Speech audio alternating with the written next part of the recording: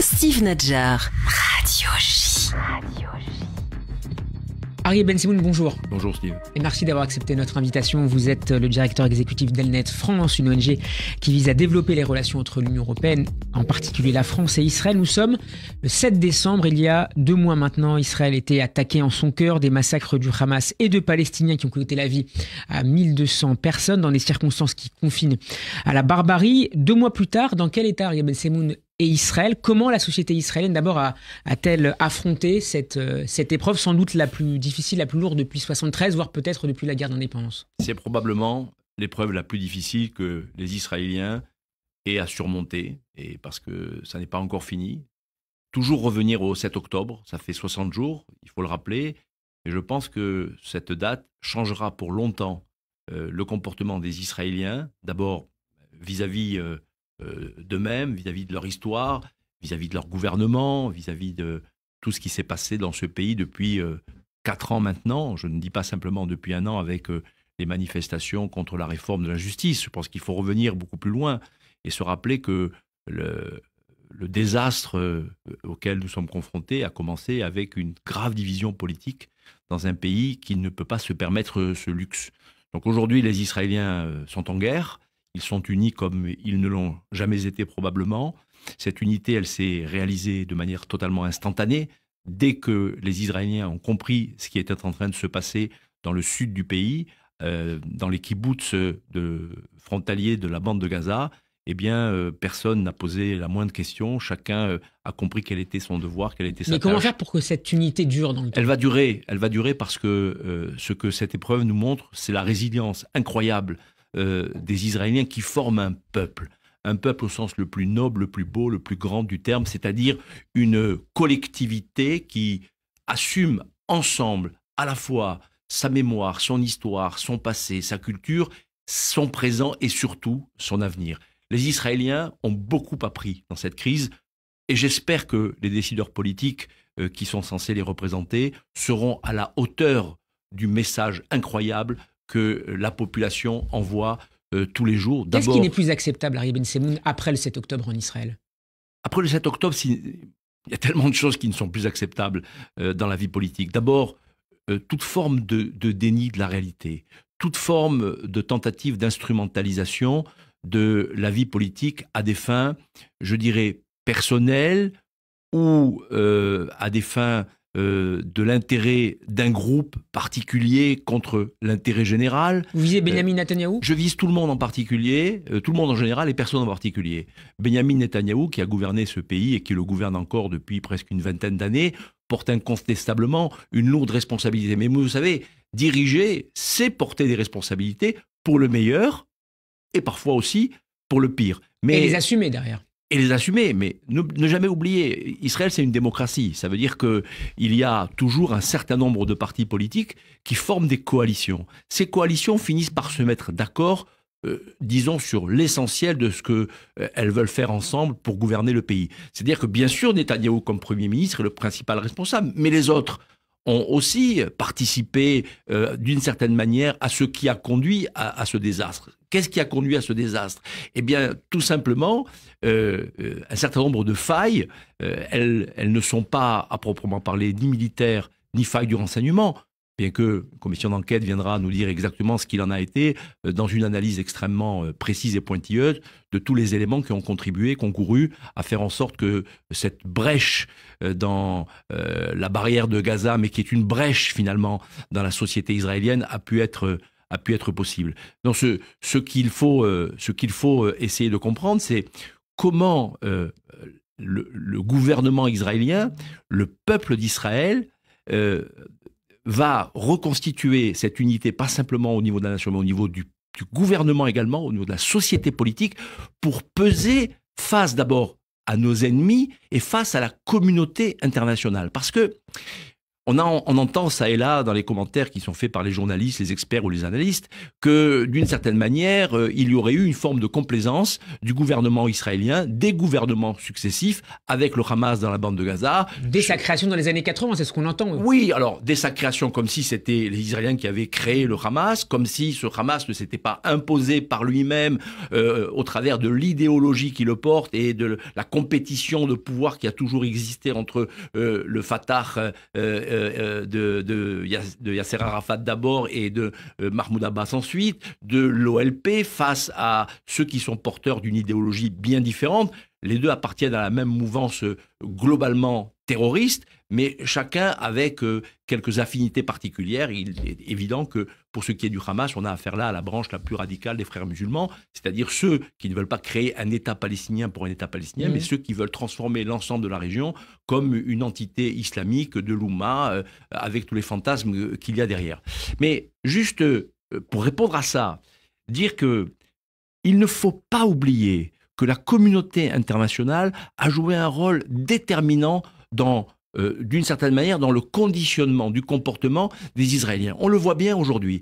Après le pogrom terrible du 7 octobre, dont on n'a pas fini de raconter les horreurs et les détails les plus pervers qui ont été malheureusement perpétrés dans ces massacres qui confinent à l'indicible. On va mettre des années à comprendre ce qui s'est passé, à entendre le témoignage de tous les rescapés, de retrouver l'histoire de toutes ces victimes-là.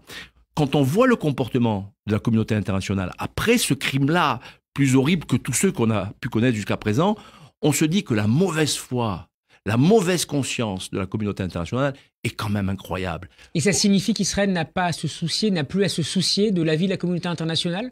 Non, Israël doit s'en soucier parce que nous ne vivons pas sur une île déserte ou sur une île coupée du monde. Au contraire, nous, le peuple juif, nous avons vocation à être, on le dit de manière un peu pompeuse, mais il faut le regarder dans sa réalité, hors la goïm, une lumière parmi les nations. Ça veut dire qu'il faut être en interaction permanente avec le monde dans lequel nous vivons. D'ailleurs, nous n'avons pas... Et en même temps, Ben Semoun, Israël est aussi, pour citer Ehud Barak, sur lequel vous auriez certainement par ailleurs d'autres choses à nous dire, est également une villa dans la jungle. Oui, c'est une villa dans la jungle, incontestablement, mais c'est aussi, et c'est parce que c'est une villa dans la jungle, que ça doit être une lumière pour les nations.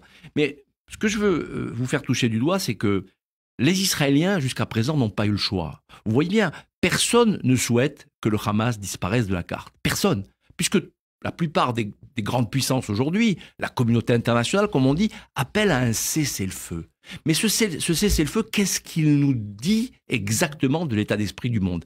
Eh bien que, tout simplement, il ne faut pas éradiquer le Hamas, que l'éradication du Hamas n'est pas une priorité. Oui, Israël a le droit de se défendre, mais il est prié de ne pas le faire. Et ce que la communauté internationale s'autorise à elle-même, on l'a vu dans la guerre contre Al-Qaïda, contre l'État islamique, contre Boko Haram, contre Al-Qaïda dans la région subsaharienne, ce que les Français ont fait, eh bien Israël n'y a pas le droit. Ce double standard, c'est un marqueur très fort de ce qu'est les nouvelles formes de haine des Juifs dans le monde. Les Juifs ont été pendant des siècles les boucs émissaires de tout ce qui dysfonctionnait dans l'ensemble des sociétés dans lesquelles ils ont vécu. Aujourd'hui, certains voudraient en faire le Juif des nations au sein de la communauté internationale. Donc on voit bien qu'il y a là une malhonnêteté intellectuelle qui a du mal à dissimuler les véritables intentions de ceux qui aujourd'hui appellent à un cessez-le-feu. Est-ce qu'on a appelé au cessez-le-feu lorsque les Alliés combattaient les nazis? Est-ce qu'on a appelé au cessez-le-feu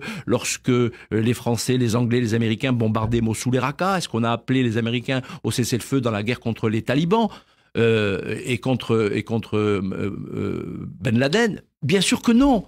Bien sûr que non, parce que la guerre, elle est légitime.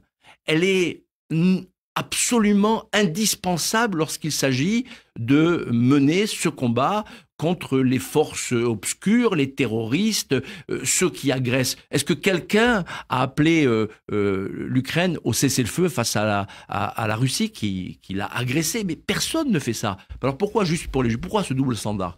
Pourquoi les choses sont-elles ainsi? Eh bien tout simplement parce que cette mauvaise conscience, cette mauvaise foi, elle cache cette hostilité que le monde continue à entretenir vis-à-vis des Juifs. Elle cache aussi des intérêts économiques et diplomatiques. Même plus. même plus.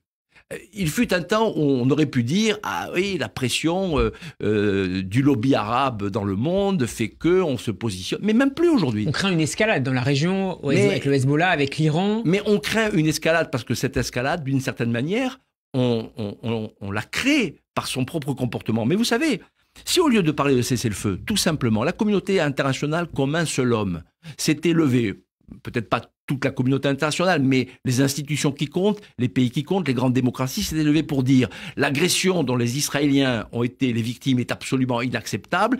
Israël non seulement a le droit de se défendre, mais je ne vois même pas pourquoi on le rappelle, puisque c'est un droit qui s'applique à tous les pays du monde qui seraient dans la même situation. Donc se défendre, c'est la règle, c'est la logique, c'est la norme. Et le Hamas doit disparaître. Parce que le Hamas, ça n'est pas une institution étatique normale. C'est une organisation terroriste, que ce soit dans sa branche dite militaire ou sa branche dite politique. Et par conséquent, ce Hamas n'a aucune légitimité. Et il n'y a aucune raison de penser qu'il sera demain un interlocuteur valable pour faire la paix avec les Arabes palestiniens ou la paix au Moyen-Orient de manière générale. Il ne fera jamais partie des interlocuteurs. Est-ce qu'il existe un partenaire palestinien? On parle beaucoup et de plus en plus, de manière parfois même un peu étonnante, du retour de la solution à deux États. Mais cette solution à deux États, c'est une illusion. Pour une raison très simple. C'est que les Palestiniens arabes n'en ont jamais voulu, ni pendant les accords d'Oslo, ni avant les accords d'Oslo, et ni depuis les accords d'Oslo. Cette affirmation, elle est incroyablement bien documentée. À 5 reprises déjà, cet État de Palestine, ou État palestinien, a été proposé aux Arabes de Palestine. Ils n'en ont jamais voulu parce qu'ils continuent à nourrir, d'une certaine manière, entretenu par la complaisance de la communauté internationale et d'un certain nombre de pays qui se disent alliés et amis d'Israël et qui ont un discours extrêmement ambigu. Mais juste d'un mot pour vous dire, la seule solution pour que cette guerre que le Hamas a déclarée s'arrête et qu'on puisse protéger, parce que tout le monde n'a que le mot humanitaire à la bouche, et je le comprends bien, la situation que vivent aujourd'hui les Gazaouis, elle est inacceptable, mais elle est inacceptable à cause de qui? Tout simplement à cause du Hamas qui a déclaré la guerre, à cause du Hamas qui a rompu la trêve, à cause du Hamas qui tire des missiles en permanence sur Israël, à cause du Hamas qui continue à détenir des otages. Ce qui arrive aujourd'hui aux Palestiniens, c'est d'abord et avant toute chose, la faute du Hamas. Et la communauté internationale devrait dire d'une seule voix, il faut, 1, que le Hamas dépose les armes, 2, qu'il évidemment libère tous les otages, et 3, qu'il se rende sans condition. C'est la seule solution pour que cette guerre s'arrête et que pour les Palestiniens civils, que l'on nous dit innocents, mais nous le savons, ils ne le sont pas tous innocents. Il est impossible, comme disait Winston Churchill à la fin de la Seconde Guerre mondiale, lorsque les Alliés bombardaient Dresde, Hambourg, Berlin, etc., avec les dizaines et centaines de milliers de morts que cela a pu faire, et quand on lui posait la question, mais la guerre est finie, pourquoi? Il disait, il n'y a pas d'innocents parmi les Allemands. C'est un propos extrêmement excessif, mais personne ne peut comprendre, personne ne peut imaginer que les Allemands, que les nazis aient pu faire tout ce qu'ils ont fait pendant tellement d'années sans qu'à un moment ou un autre, tout parti du peuple ait été complice. C'est la même chose pour les Palestiniens de Gaza. 600 kilomètres de tunnels, au vu et au su de tout le monde. Ça n'attire pas l'attention. Les attentats qui sont célébrés par l'ensemble des Palestiniens à chaque fois qu'ils ont lieu, ça n'attire pas l'attention de tout le monde. Ça ne fait pas de ces gens qui célèbrent, qui participent, qui soutiennent, qui sont complices. Les milliers de Palestiniens qui ont franchi la barrière qui a été détruite par les terroristes du Hamas et qui ont accompagné les troupes du terroriste du Hamas à l'intérieur du pays, des terres d'Israël. Et parmi eux, des enfants, des jeunes de 12 ans, de 14 ans, des vieillards qui sont venus pour piller, pour mener la razzia, pour faire des otages qu'ils ont gardés par la suite dans des conditions abominables. Ces gens-là, ils ne sont pas responsables. Ces gens-là sont des civils innocents, franchement. Vous y croyez, vous, à ça? Moi, je n'y crois pas. Pour autant, je ne me réjouirai jamais de voir mon ennemi à terre. Je ne me réjouirai jamais de voir, et d'ailleurs, il n'y a pas un Israélien qui fête ou qui célèbre la mort de qui que ce soit. Ça n'existe pas chez nous. Nous avons une conscience, nous avons une morale. Mais nous avons affaire à une société de barbares qui a commis le pire des crimes. Et ils en portent tous, d'une certaine manière, une forme de responsabilité collective. Ce qui ne veut pas dire qu'Israël est en train de se venger. Au contraire, Israël exerce la justice, et ce que fait Israël à Gaza, aucune armée au monde ne l'a jamais fait, comme par exemple prévenir qu'on va attaquer, quel immeuble on va attaquer, à quelle heure on va l'attaquer, pour que les gens puissent fuir. Mais qui c'est qui fuit? Les civils qui servent bien sûr de bouclier humain, et parfois de manière consentante. Pas toujours, mais parfois, il faut le dire. Mais c'est aussi les miliciens, les terroristes qui en profitent pour s'enfuir. Mais avant ça, Riyad Ben Semoun, avec le recul, on se rend compte de la manière dont le Hamas est parvenu à piéger Israël sur ses intentions. Le Washington Post révélait ainsi mardi soir que le groupe de Yahya Sinwar est allé jusqu'à livrer des informations à Israël sur le djihad islamique, son rival, il faudrait mettre des guillemets et relativiser cette manière de qualifier le djihad islamique. Est-ce que les Israéliens ont été, on dit souvent, frappés par une forme d'arrogance, mais est-ce qu'ils ont été par ailleurs parfois un peu trop naïfs sur le Hamas? C'est-à-dire que ils ont fait preuve d'une certaine forme de naïveté, tout simplement parce que ils ont voulu se convaincre qu'ils avaient réussi, par les actions qui avaient été prises, à dissuader le Hamas de mener une action de grande envergure contre Israël. Alors il y avait les épisodes traditionnels, quelques tentatives d'infiltration, quelques missiles pour donner le change, et puis les Israéliens ripostaient, mais jamais trop, pour pas que cela dégénère dans un conflit qu'on ne pourra pas maîtriser. La fameuse riposte graduée. Oui, riposte graduée, et on avait l'habitude de dire, cette formule que je ne sais pas à qui on la doit, mais elle est très explicite, les Israéliens régulièrement partaient tondre la pelouse à Gaza et revenaient, on fait du containment, ça veut dire qu'on arrive à contenir la menace du Hamas, et avec intoxiqués que nous avons été par le Qatar, qui a obtenu des Israéliens qu'ils puissent livrer 30 millions de dollars par mois dans des valises de billets qui étaient livrés aux Palestiniens du Hamas, avec cette idée qu'en faisant rentrer chaque jour entre 18 et 20 000 Palestiniens de Gaza pour venir travailler en Israël, on a vu ce qu'il en a été par la suite, puisque ces gens-là ont participé également à toute l'information qui a été nécessaire aux terroristes pour pouvoir mener les opérations que malheureusement nous connaissons contre les kibbutzim. Donc, les Israéliens se sont persuadés qu'ils avaient finalement dissuadé le Hamas de passer à l'action. Et pendant ce temps, le Hamas, avec les Iraniens, en coordination avec le Hezbollah, avec la complicité du Qatar, avec d'une certaine manière la complaisance de la communauté internationale, ce qui est extraordinaire, c'est que dans la bande de Gaza, il y a plus d'humanitaires, il y a plus d'organisations internationales et de représentants, il y a plus de journalistes que nulle part ailleurs dans le monde. Et quoi ? Tous ces gens n'ont rien vu, ne savaient pas, alors qu'ils sont complices. Les écoles de l'UNRWA, les hôpitaux qui sont parrainés par l'Organisation mondiale de la santé, où on a retrouvé évidemment des caches d'armes, où on a retrouvé évidemment des centres militaires opérationnels. Des tirs de roquettes partent encore sur la ville de Beersheva, on l'a appris ce matin. Mais vous savez que toute la ville de Gaza, puisque c'est devenu un système avec 500 ou 600 kilomètres de tunnels offensifs, il ne s'agit pas d'un métro pour la circulation, il ne s'agit pas d'abris pour les populations civiles, on sait bien que non. Mais à partir du moment où toute la bande de Gaza est devenue un espace militarisé, dédié, dévoué au combat contre Israël et aux actions terroristes contre Israël, toute la bande de Gaza est un territoire légitime pour l'action militaire. Donc quand les Israéliens détruisent les tunnels, qu'ils détruisent les immeubles qui abritent ces tunnels, ou qui abritent les armes, ou qui abritent les commandos, ou qui abritent les terroristes, eh bien, du point de vue du droit international dont tout le monde se gosse du matin au soir, et la Convention de Genève, et l'article 51, et tout ce que vous voudrez derrière, eh bien, tout le territoire de Gaza est un territoire légitime pour les combats. C'est-à-dire que les Israéliens ont raison, ont le droit de détruire tout ce qui doit être détruit dans la bande de Gaza, les sous-sols, les immeubles, les infrastructures. En inondant, on parle beaucoup de ça ces derniers jours, les tunnels avec de l'eau de mer. Écoutez, par tous les moyens qui sont à leur disposition, les Israéliens ont le droit de mener le combat contre des infrastructures non pas civiles mais militaires.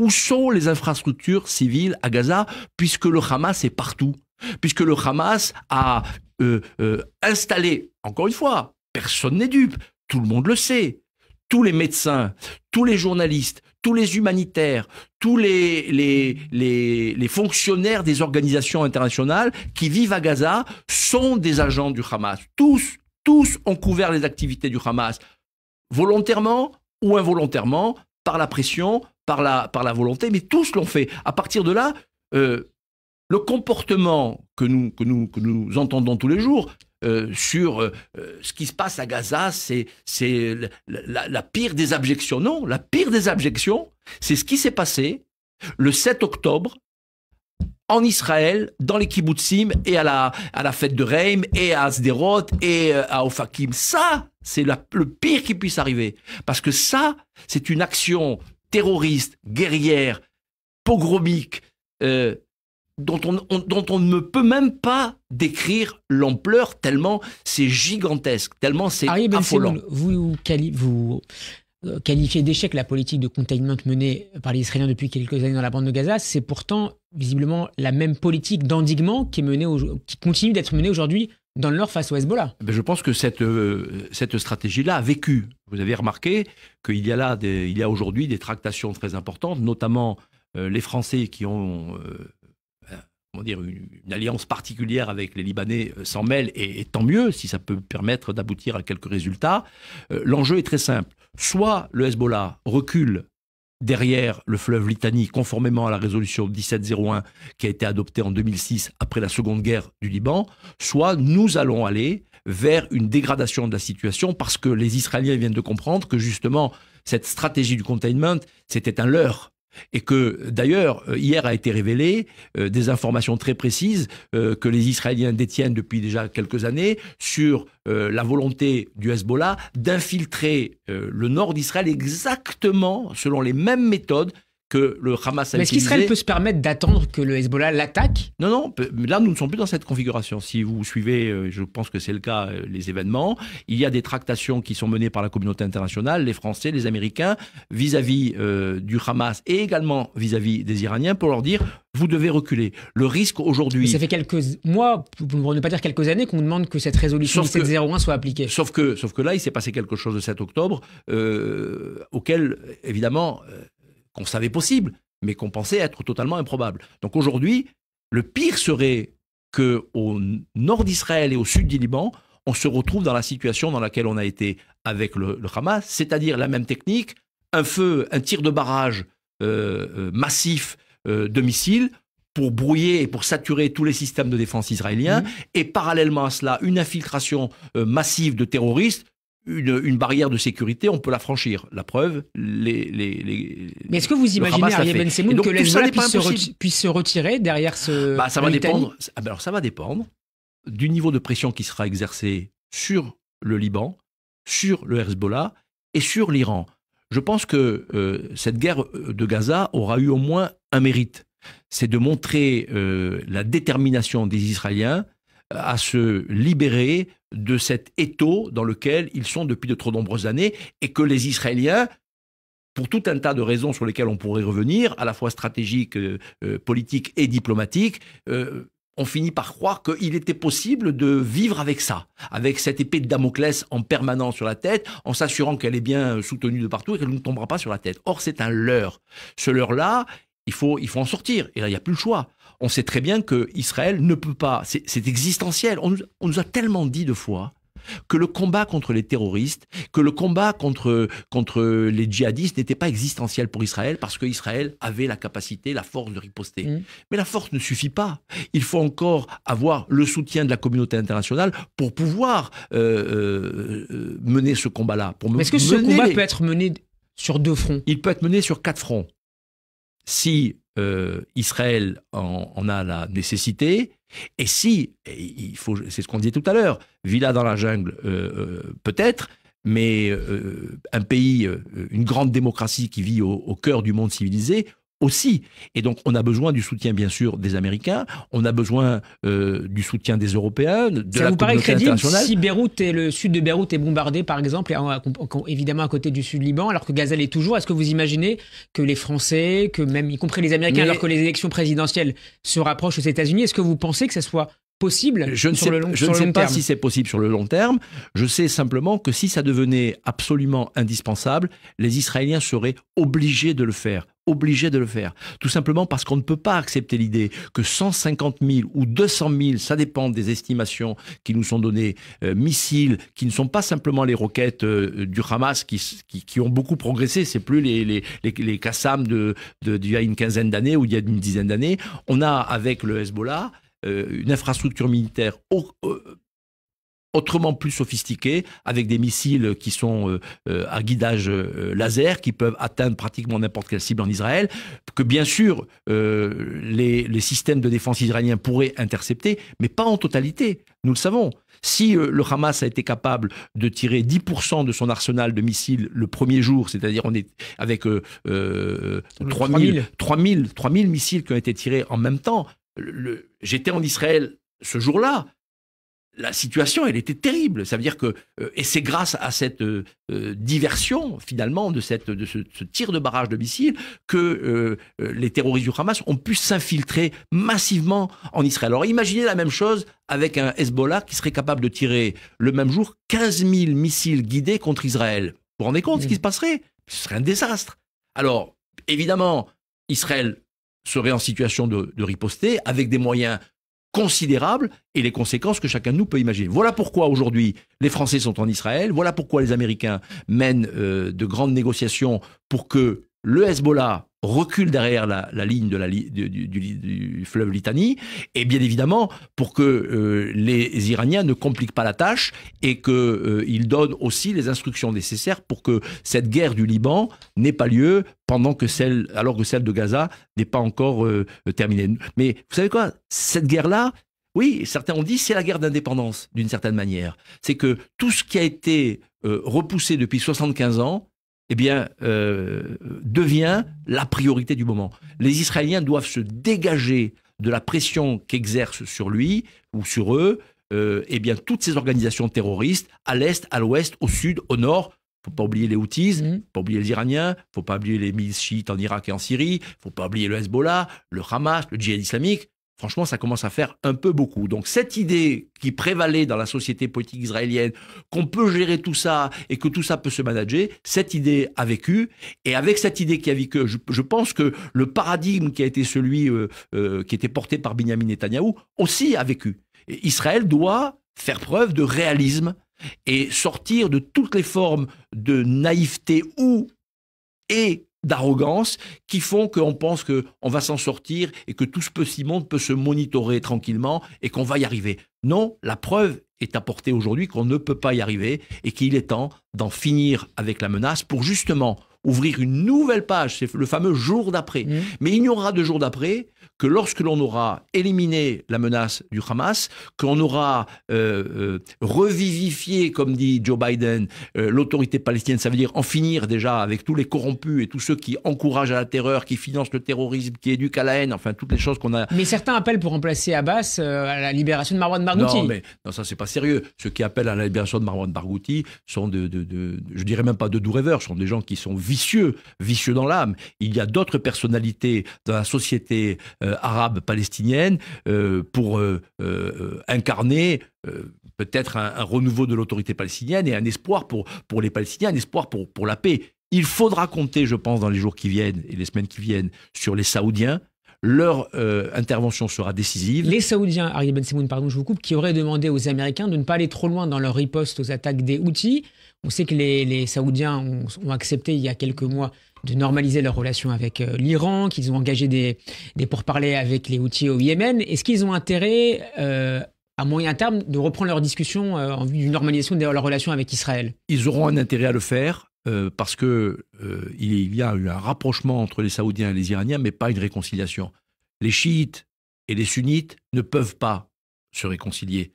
C'est contraire à tous les principes auxquels les uns et les autres sont attachés. Cette guerre qui les oppose, c'est une guerre théologique, idéologique, bien plus importante que celle qui les oppose à Israël, aux Juifs ou au monde sioniste. Donc ça, déjà, il faut l'avoir à l'esprit. Mais les Saoudiens veulent faire baisser la température, ça c'est indéniable. Il va falloir que la température baisse de toutes les façons, mais elle ne baissera qu'à partir du moment où Israël aura éliminé toutes les menaces à ses frontières. Je rappelle qu'il y a 250 000 Israéliens qui vivent comme des réfugiés dans leur propre pays. C'est-à-dire que les villages du Nord ont été évacués, les villages du Sud ont été évacués, et la question qui est posée, à partir de quand ces personnes peuvent rentrer chez elles? À partir du moment où la menace sera éliminée. Mais pour que la menace soit éliminée au sud, il faut que le Hamas ait perdu toute capacité offensive et opérationnelle. Et pour qu'elle soit éliminée au nord, il faut que le Hezbollah ne représente plus un danger pour les populations du nord. Vous croyez que ça va prendre des mois, ça? Écoutez, ça peut prendre des semaines, ça peut prendre des mois, ça peut prendre des mois. Oui, c'est une situation très compliquée parce que on voit bien que on a pris conscience du fait que les barrières, aussi sophistiquées soient-elles, ne peuvent pas arrêter des hordes de fanatiques prêtes à tout.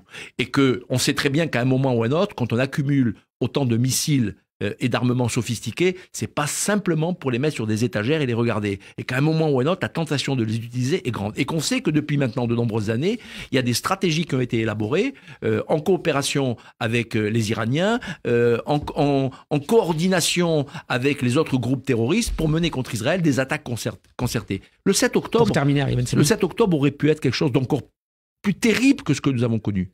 Parce que l'idée, c'est qu'il y ait vraiment cette coopération, cette concertation. Ça n'a pas fonctionné pour tout un tas de raisons que nous pourrons évoquer, si vous le voulez, une autre fois.